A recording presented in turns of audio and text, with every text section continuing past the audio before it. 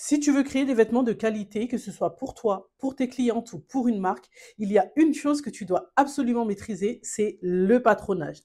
Mais dans un cadre professionnel, le patronage, il ne se fait pas n'importe comment. Il y a des règles à connaître et à respecter qui vont te permettre d'être efficace, de réduire les erreurs et surtout de pouvoir collaborer avec des professionnels du domaine. Bienvenue sur la chaîne Olarea, je suis Kilia, formatrice en modeste fashion et experte en modélisme. J'ai créé Olarea pour accompagner les femmes qui veulent apprendre à créer des vêtements modeste fashion et transformer leur passion en un business rentable.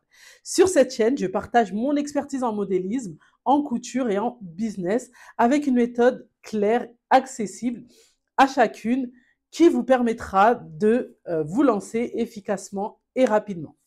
Aujourd'hui, on va parler du patronage professionnel. Il faut savoir qu'un patron bien structuré, c'est la base pour pouvoir produire ses confections en série, travailler avec un atelier ou simplement garantir que les vêtements qu'on va réaliser seront réussis.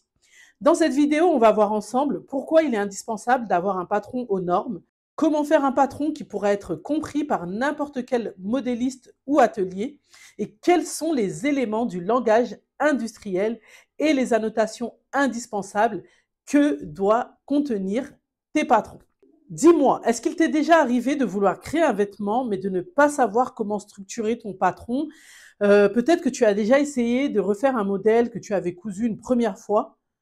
La première fois, tu l'avais réussi, mais la deuxième fois, le résultat, il était complètement différent alors que tu pensais avoir fait exactement la même chose.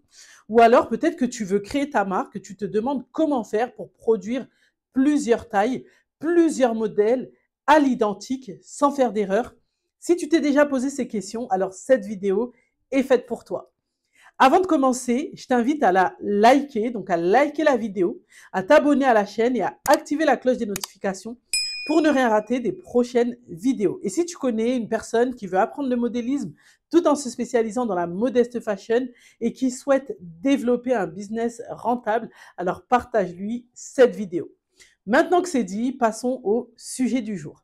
Avant de commencer à te donner toutes ces explications, je pense qu'il faut commencer par définir ce qu'est un patron. Ça va t'aider à bien comprendre le reste de cette vidéo. Donc, il est important de bien définir ce qu'est un patron. Un patron, en fait, c'est le plan du vêtement que l'on souhaite créer. On prend les mesures d'une personne ou d'une taille issue d'un tableau de mesure et à partir de ces mesures, on dessine la forme du vêtement à plat sur papier. On obtient donc un patron. En fait, c'est la version à taille réelle du vêtement, mais en papier. Donc ce papier, on va le prendre, on va le déposer sur du tissu. On va découper les contours sur le tissu, on va assembler les pièces et ça nous donnera donc le vêtement final. Le patron, donc, c'est un plan. C'est comme une maquette, donc la maquette du vêtement. Donc là, je viens d'expliquer qu'on travaille le patron en traçant donc les formes sur papier. C'est ce que l'on appelle la coupe à plat. Et c'est cette méthode de création de patron qui est utilisée dans l'industrie de la mode et en modélisme professionnel. Donc, il faut savoir que pour créer un patron, il y a plusieurs étapes. La première étape, c'est de créer un patron de base. Donc, le patron de base, en fait, c'est le patron qui reprend les formes et proportions exactes du corps, mais il n'a aucun style ajouté. On prend les mesures du corps, on ajoute les anses et on crée tout simplement le contour. Par exemple, là, on a à l'écran un corsage de base. C'est un patron, le patron qui permet de réaliser tous les vêtements de style haut, veste, t-shirt, manteau, etc. Donc, on les réalise à partir de cette base. Là, on a un patron de base de pantalon. Donc, à partir de cette base, on va réaliser tous les types de pantalons. Une fois qu'on a réalisé le patron de base, on va passer à l'étape suivante qui consiste à réaliser le patron modèle. Donc, le patron modèle, moi, c'est ce que j'appelle les transformations dans mes formations. On prend le patron de base et on va le transformer, on va ajouter des découpes, on va ajouter un style, donc des fronces, des plis, des élargissements, etc. Donc selon le style du vêtement souhaité. Donc le patron modèle, en fait, c'est la phase qui consiste à appliquer des transformations pour obtenir la coupe finale du vêtement que l'on souhaite. Une fois qu'on a terminé, on passe au patron industriel et c'est la troisième phase. ou la troisième étape.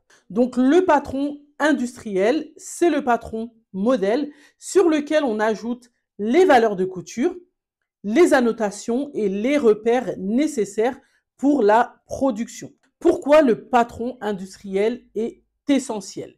Si on souhaite se lancer professionnellement, le patron, je l'ai dit, c'est un élément hyper important qu'il ne faudra surtout pas négliger. C'est le seul moyen de garantir que le vêtement sera identique à chaque reproduction. C'est extrêmement important d'avoir les valeurs de couture qui soient ajoutées, les annotations et les repères, parce que ce sont toutes ces informations qui vont guider le couturier ou l'atelier de confection avec lequel vous allez travailler. Ce sont des indications qui vont leur indiquer quoi faire, comment le faire. Donc le patron industriel, il sera accompagné du dossier technique et donc ça va permettre de réduire les erreurs et carrément qu'il n'y ait pas d'erreur au moment de la confection en série. Je vais vous donner un exemple concret. Il faut savoir que je reçois très souvent des messages de marques qui rencontrent des problèmes avec leur atelier parce qu'ils n'ont pas de patron. Ce qui se passe, c'est qu'ils vont faire un prototype tout seul. Ils vont pas réaliser de patron. Ils vont le donner à l'atelier qui va devoir improviser, ajuster, etc. Mais au final, il va y avoir des erreurs, les vêtements ne seront pas forcément identiques, il y aura des retours clients et ça va engendrer des pertes financières. Il y a par exemple ce message que j'ai reçu dernièrement d'une marque. Alors c'est une marque qui propose ses créations, donc qui travaille avec des ateliers de confection. Elle m'a indiqué qu'elle rencontre des problèmes avec son atelier. Et moi, j'ai cherché à en savoir plus. Je lui ai posé des questions. Donc, elle souhaitait en fait que je réalise des patrons, donc surtout pour une de ces confections, du coup, qui est la confection phare dans leur collection. Elle rencontre un problème, c'est qu'elle travaille sans patron. Donc, leur atelier n'a pas réalisé de patron. Et en fait, ils ont des modèles, mais pour une taille 38, normalement, pour une marque, si vous allez aujourd'hui dans n'importe quelle enseigne de prêt-à-porter, vous achetez 3 pantalons en taille 38, les 3 pantalons seront identiques. Le problème que rencontre cette marque, c'est que c'est fait un peu, comme on dirait, à l'arrache. Et donc, il n'y a pas, pour une taille 38, il y aura des longueurs différentes, il y aura des largeurs différentes, etc. Et ce qui se passe, c'est que quand les clients commandent, ça ne va pas, tout simplement. Et là, donc, ils se sont rendus compte qu'il leur fallait absolument un patron, et un patron qui soit aux normes, afin que leur atelier suive ce patron pour la réalisation de tous les modèles, et ainsi, ils seraient tous identiques et plus d'erreurs. Donc pour ça, il faut savoir que c'est aussi important d'utiliser un tableau de mesure standard, de garder le même tableau de mesure. Donc j'ai créé une vidéo dans laquelle je parle plus en détail des tableaux de mesure standards, de la manière de les utiliser. Donc ça va s'afficher juste ici ou ici à l'écran si tu veux en savoir plus. Donc utiliser un bon tableau de mesure et ensuite créer un patron industriel, c'est super important. Les problèmes que rencontre cette marque, justement, c'est tous ceux que je souhaite éviter de rencontrer. Et donc, on va aller un peu plus en détail. Maintenant que tu sais ce que c'est un patron, que tu connais les différents types de patrons et que tu sais que tu dois créer un patron industriel, je vais t'expliquer un peu plus en détail comment le faire. Lorsque tu décides de créer un patron industriel, tu dois réaliser un patron aux normes. Un patron aux normes, c'est un patron qui doit être lisible par tous. C'est-à-dire qu'il doit pouvoir être lisible par toi, par moi, par n'importe quel modéliste, styliste ou atelier. Et pour ça, tu dois toujours utiliser le langage industriel. Ça, c'est la clé d'un patron qui va être lisible et compréhensible par n'importe quel professionnel du domaine. Un patron aux normes, c'est un patron qui contient toutes les annotations indispensables. Donc, il y aura les lignes repères si nécessaire, donc l'indication de la ligne de taille, de poitrine, de bassin, les lignes de couture, etc. On va y retrouver l'écran de montage. Donc, l'écran de montage indique où assembler les pièces. On va aussi avoir l'écran qui indique les valeurs de couture, par exemple pour la réalisation d'ourlets ou pour les valeurs de couture de plus d'1 centimètre. On va avoir l'indication pour l'emplacement des boutons, des poches, des plis. On va avoir des symboles normalisés pour indiquer le sens du droit fil, pour indiquer le pli du tissu, pour indiquer le sens dans lequel on doit couper le tissu, par exemple si c'est dans le sens du biais, etc. Donc tout ça, ce sont les indications du langage industriel qui doivent impérativement être sur ton patron. Pour que tu comprennes mieux, je vais tout simplement te faire une démonstration. On va aller analyser plusieurs patrons et je vais te montrer en détail chacune de ces indications du langage industriel. Alors pour cette démonstration, là, j'ai pris donc des PDF de formation que je propose à mes apprenantes et là qui représentent la représentation en fait des patrons que l'on travaille. Donc là, c'est un patron pour la réalisation d'un pantalon cargo. Donc voilà le patron en question, donc je l'affiche à l'écran. Donc le fait de le voir et de comprendre comment il est construit, ça va aussi aider à comprendre le patron. Et donc là, voilà, c'est le patron des différentes pièces. Alors j'ai pris cette confection parce qu'on retrouve différentes choses. Par exemple, sur le dos, on a une poche zippée. Sur les côtés, donc on a également des poches. Donc là, on a des poches à souffler. On a des rabats de poches, etc. On a des découpes. Donc là, ça nous donne vraiment différents éléments. On a aussi des poches et tout ça. Donc ça, c'est la première partie du patron. Et là, on voit plusieurs choses dessus. Donc on va se focaliser d'abord sur cette partie-là.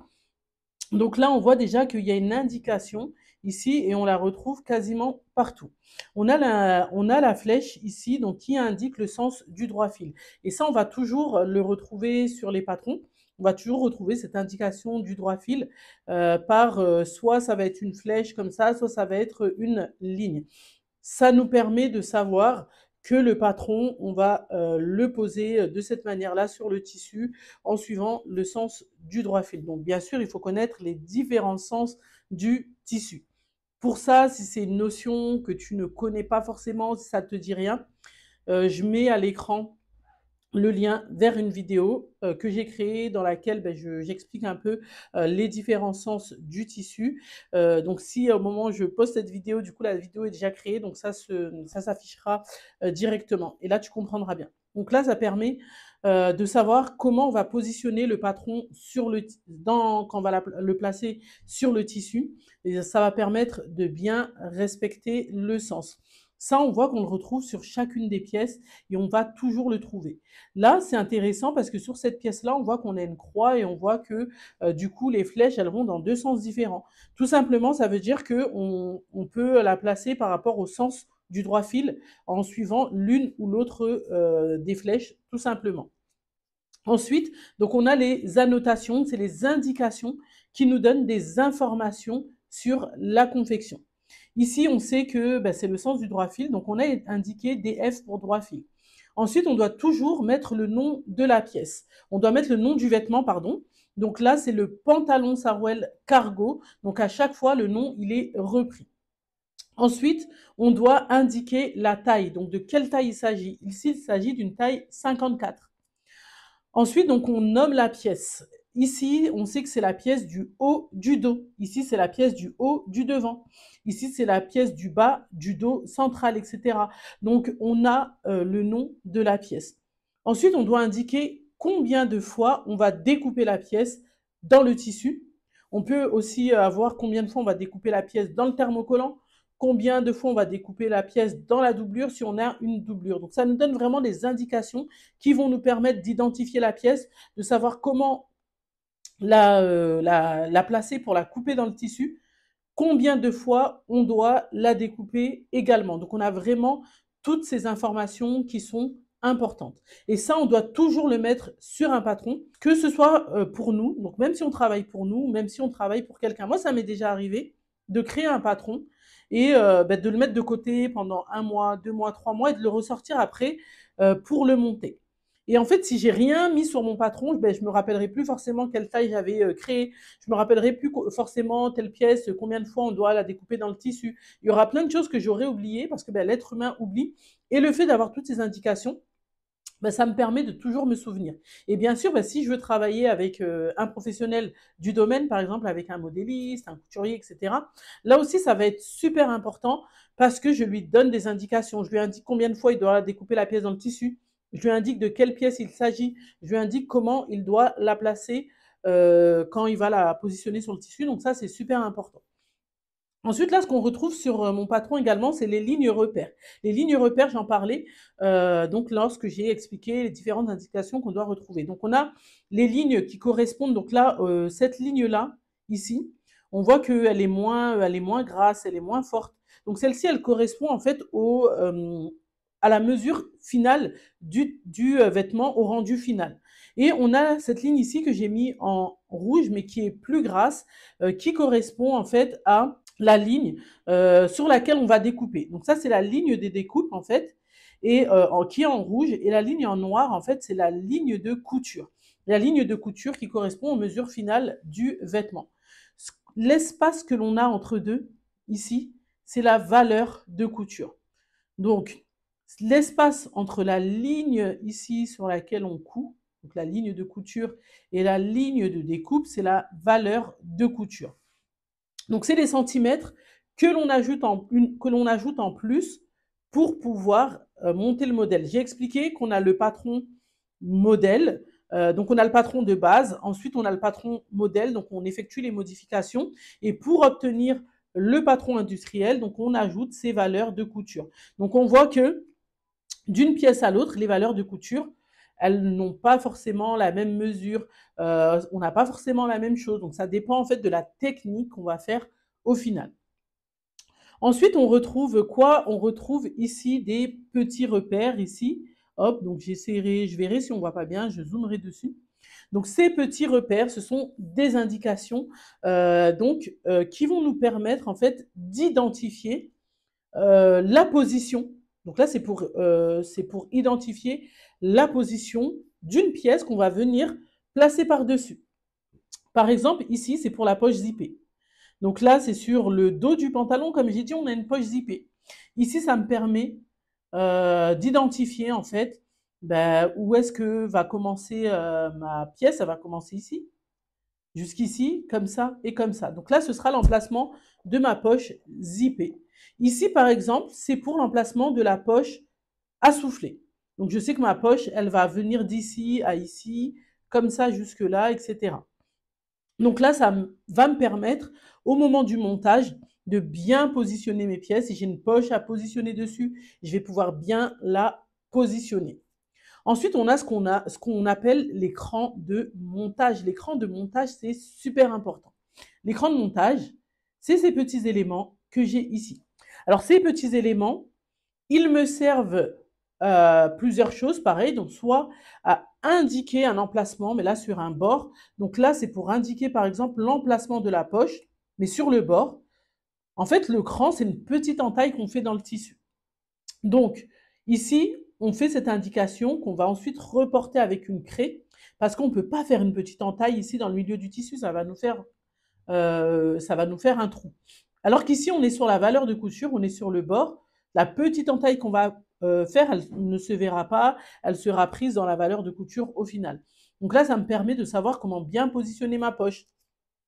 Ici, j'ai deux autres crans qui vont me permettre de monter le devant avec le dos en faisant bien correspondre chacune des parties. Donc, par exemple, je vais commencer à les coudre sur la partie du haut. Et ensuite, ici, je vais les placer cran contre cran. Et ça va me permettre, en fait, parfois quand on coud, en fait, le tissu, il fait des vagues. On peut avoir, selon l'élasticité du tissu, on peut avoir des décalages, etc. Et ça va éviter les décalages et permettre d'avoir une finition au top. Donc, les crans, on les retrouve ici. Ici, j'ai également d'autres crans. Par exemple, là, c'est des crans d'ourlet. Là, j'ai une valeur de couture, par exemple, de 3 cm. Donc, entre la ligne de couture et la ligne de découpe, j'ai 3 cm.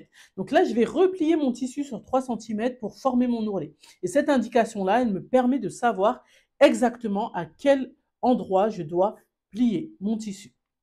Donc, voilà pour cette première partie, un peu pour ces explications sur ce premier patron. Ensuite, donc là, on a la suite des éléments. Donc là, c'est les éléments Là, c'était le patron en fait principal que j'avais ici. Donc le patron là du haut du dos.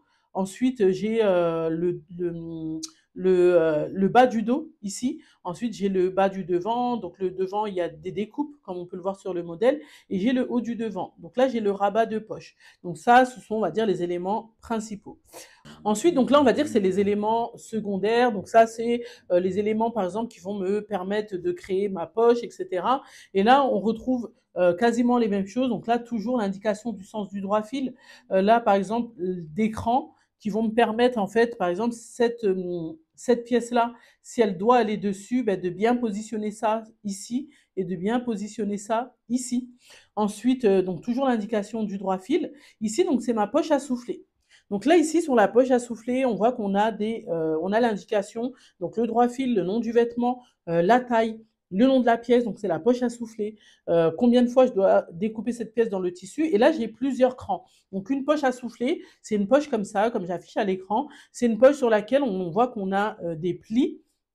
Donc on a différents plis. Et ces crans-là, en fait, ils vont me permettre tout simplement de former ces différents plis. Donc voilà. Voilà donc pour cette démonstration. Je pense que maintenant tu as bien compris pourquoi il est essentiel d'avoir un patron aux normes et comment structurer ton patron pour qu'il soit lisible, utilisable en production et compréhensible par n'importe quel professionnel du domaine. Je te rappelle que si tu veux lancer ta marque ou travailler avec un atelier, il est essentiel que ton patron soit réalisé aux normes de l'industrie. Sinon, tu risques de rencontrer des erreurs de coupe, des malentendus avec les couturiers et des pertes financières. Si tu veux aller plus loin dans la création de tes vêtements Modest Fashion, dans la création de ta marque, je t'invite à t'inscrire à la masterclass gratuite dans laquelle j'explique en détail comment créer des patrons professionnels adaptés à la Modest Fashion et comment lancer un business rentable dans ce domaine. Il suffit d'aller en description, en bas de cette vidéo, tu trouveras le lien, tu cliques dessus, tu t'inscris et tu pourras visionner cette masterclass gratuitement. Je te remercie d'avoir visionné cette vidéo. Si tu l'as aimée, je t'invite à la liker, à laisser un commentaire pour me donner de la force, à t'abonner, à activer la cloche des notifications pour ne rien manquer. Et je te dis bye bye et à la prochaine vidéo.